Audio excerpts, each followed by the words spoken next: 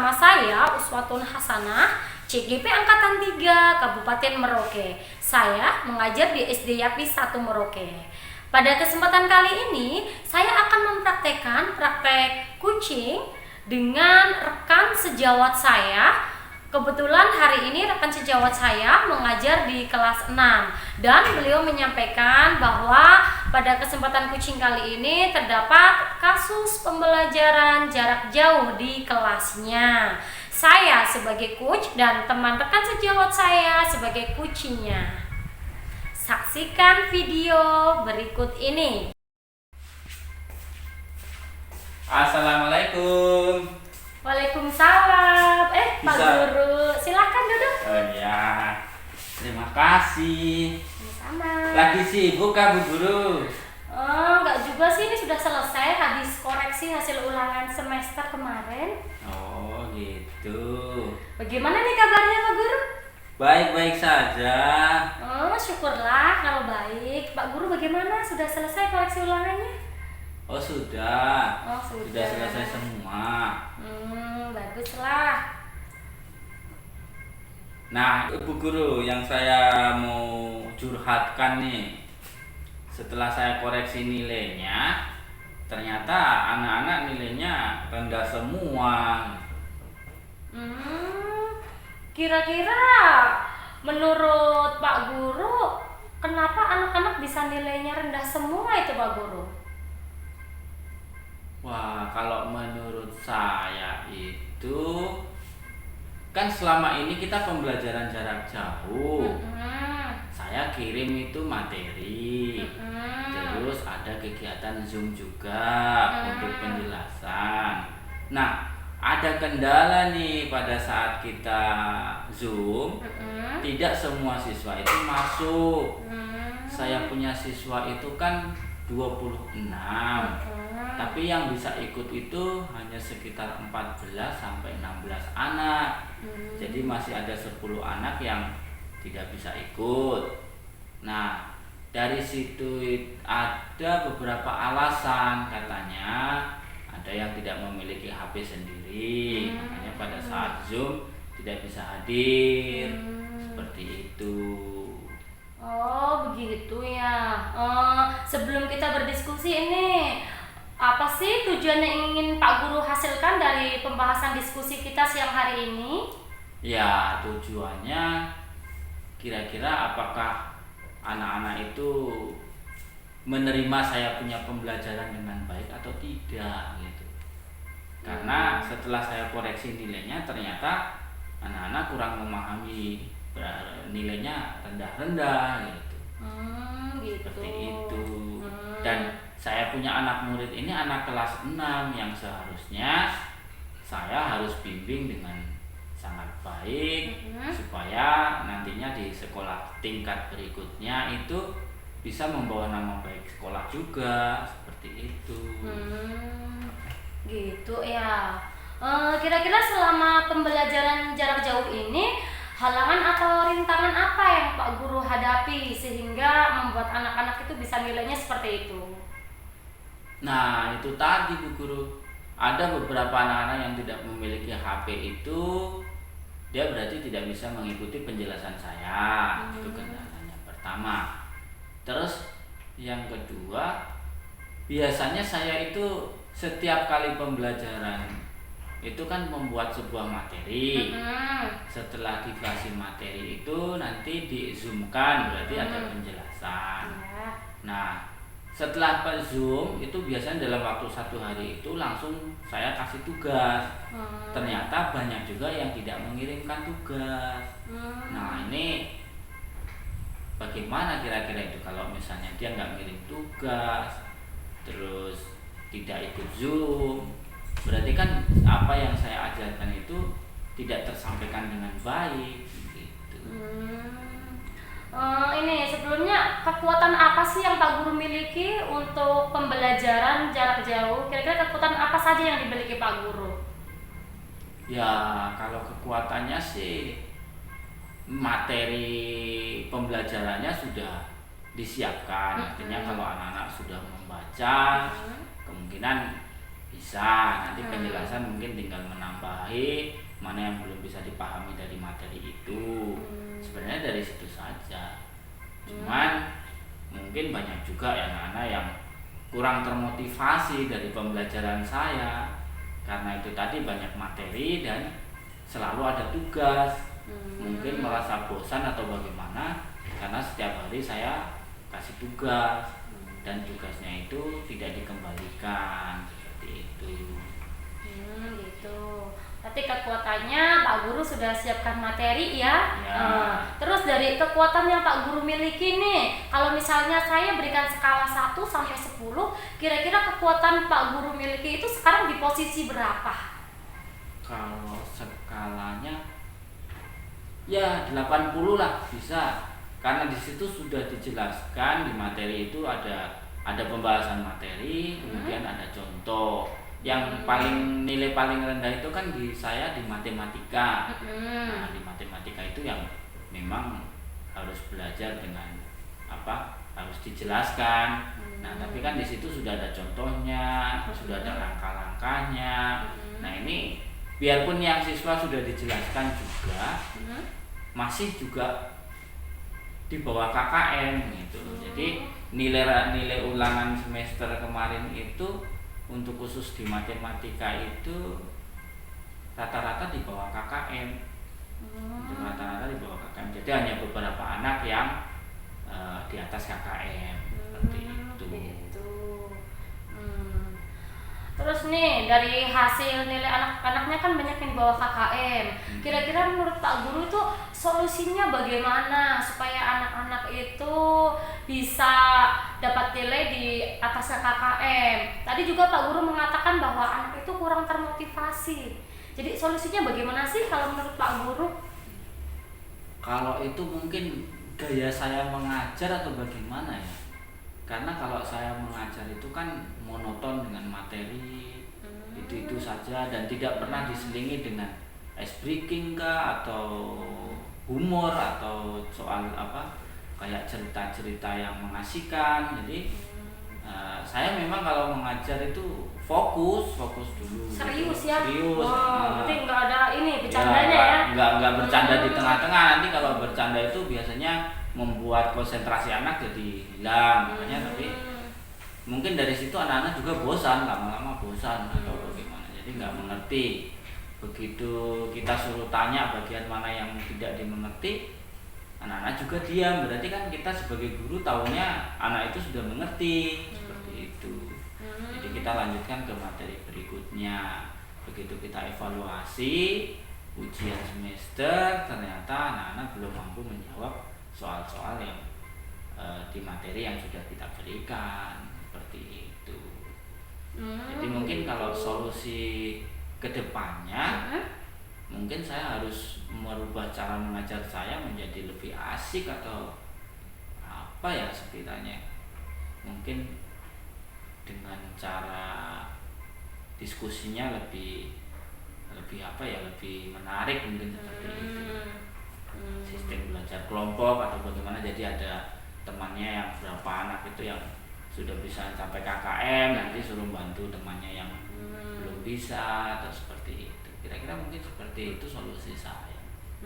Bagus itu Pak Guru, itu sudah solusi yang luar biasa ya.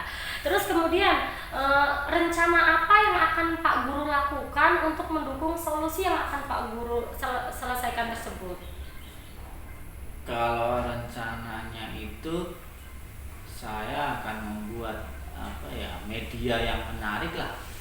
Media yang menarik contohnya ya kalau di matematika itu banyak, mungkin dari kemarin kan macam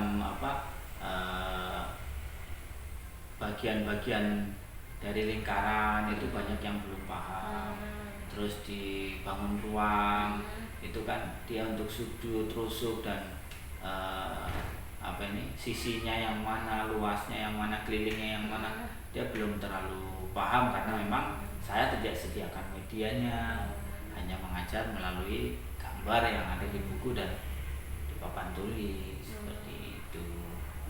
Mungkin kedepannya saya akan berubah, kasih yang menarik itu dengan media-media yang menarik, mungkin bisa dengan media yang nyata. Contohnya kalau balok, mungkin saya bawakan sebuah karton yang berbentuk balok. Kalau tabung saya bawakan toples atau apa begitu. Mungkin anak-anak lebih senang kalau sambil bermain dengan benda-benda yang ada seperti itu. Wah, itu sudah bagus Pak Guru rencananya seperti itu. Kemudian dari rencana yang sudah Pak Guru sebutkan tadi, kira-kira mana yang paling penting untuk diprioritaskan? Kalau yang diprioritaskan untuk ini ditabung, ditabung itu kan kita membahas tentang selimut, terus sisi lingkaran. Nah itu jadi kita harus membuka sebuah tabung itu, kita belah jadikan berapa bagian, itu yang memang harus menggunakan media, dan supaya menarik itu kemungkinan di pengerjaan tabung itu. Gitu. Kemudian kapan ini kira-kira Pak Guru akan melaksanakan rencana yang sudah Pak Guru sebutkan tadi? Kemungkinan di awal semester 2. Nanti di awal semester 2 itu direncanakan seperti itu. Di awal semester 2 ya? Oke, kalau rencananya kan tadi misalnya kita sudah melaksanakan rencananya, kemudian apa yang menjadi ukuran dari rencananya Pak Guru jika rencana tersebut itu dikatakan berhasil? Ukurannya ya anak-anak bisa mencapai nilai di atas KKM dari materi matematika itu.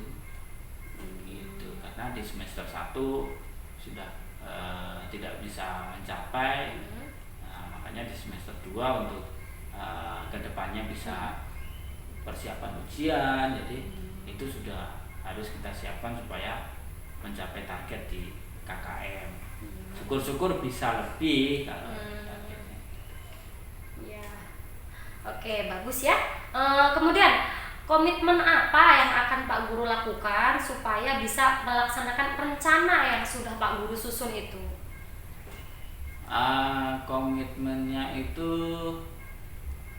komitmen kita ya harus harus belajar dari kesalahan, terus memberikan motivasi terhadap anak itu agar selalu rajin belajar terus, jangan bosan-bosan untuk belajar. Nah, karena jenjangnya itu kan akan lebih tinggi lagi, jadi memang memberikan motivasi belajar itu yang harus lebih menarik lagi.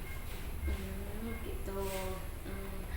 Kemudian ketika Pak Guru berkomitmen, ya kira-kira pihak siapa saja yang terlibat yang akan membantu dalam melaksanakan komitmennya Pak Guru? Kalau komitmen pembelajaran itu kan harus semuanya terlibat, dari warga sekolah berarti saya punya anak-anak, terus dari orang tuanya berarti kita harus komunikasikan dengan orang tuanya.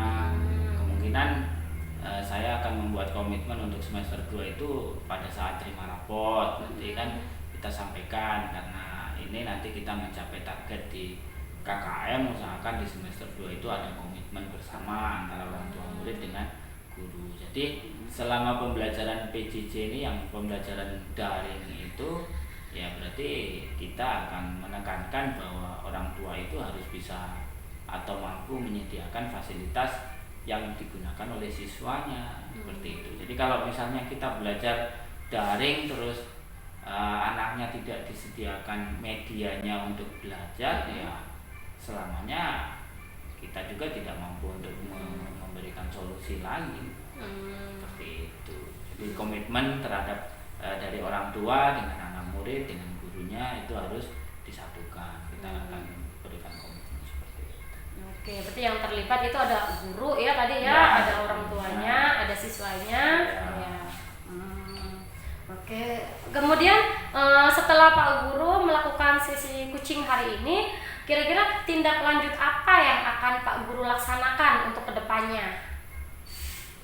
Ya, tindak lanjutnya itu tadi kita akan belajar dengan menggunakan media pembelajaran yang konkret, yang menarik perhatian anak, supaya anak-anak itu bisa belajar daringnya itu lebih menyenangkan lagi dengan diselingi dengan ice breaking atau seperti cerita-cerita dongeng atau nanti dari anak-anak lebih tertarik yang mana, itu yang sering kita keluarkan seperti itu.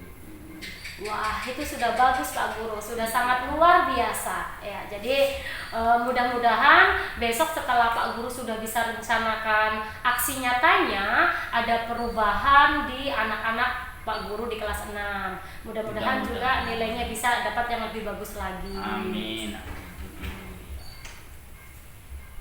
Oke, Ibu, begitu ya mungkin karena kita cerita-cerita juga kayaknya waktunya sudah lama.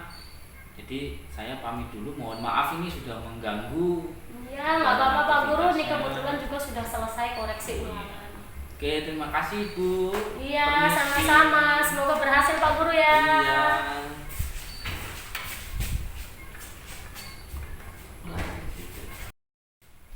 Ya baik, jadi kesimpulan pada kegiatan diskusi siang hari ini bahwa tadi saya kedatangan teman sejawat yang kebetulan beliau itu mengajar di kelas 6 SD YP 1 Merauke. Beliau menyampaikan bahwa ada kasus di dalam pembelajaran jarak jauh, yaitu kasusnya itu banyak anak-anak yang kurang termotivasi dalam mengikuti pembelajaran jarak jauh, sehingga membuat nilai dalam pelajarannya itu menurun atau merosot, tidak sesuai dengan KKM yang sudah ditetapkan dalam sekolah ini. Kemudian setelah kita berdiskusi, jadi untuk solusinya, untuk rencana aksi yang akan dilaksanakan, bahwa dalam proses pembelajaran jarak jauh nanti akan diselipkan berbagai ice breaking atau mungkin bisa diselipkan permainan supaya dalam pembelajaran nanti tidak terlalu membosankan. Setelah itu juga akan digunakan media pembelajaran yang lebih konkret lagi dan menggunakan media pembelajaran lainnya yang lebih kontekstual sehingga anak-anak mudah memahami dalam menerima pembelajaran. Ya, kemudian untuk berikutnya masalah komitmen, tadi terdapat 3 pihak yang terlibat dalam komitmen yang sudah dibuat oleh Pak Guru ya. Yang pertama ada orang tua siswa yang sangat terlibat sekali dalam kegiatan ini. Karena kenapa? Karena dalam pembelajaran jarak jauh orang tua itu harus menyediakan medianya, yaitu HP. Kemudian setelah itu adalah anak-anaknya. Setelah itu adalah dari Pak Guru itu sendiri. Jadi nanti Pak Guru akan membuat pembelajaran, menyusun pembelajaran yang lebih bagus lagi, yang lebih kreatif lagi, sehingga akan membuat anak-anak akan lebih termotivasi ketika mengikuti pembelajaran yang Pak Guru berikan. Ya, demikian aksi praktek kucing dari saya. Mudah-mudahan bisa bermanfaat untuk semuanya. Sekian, wassalamualaikum warahmatullahi wabarakatuh.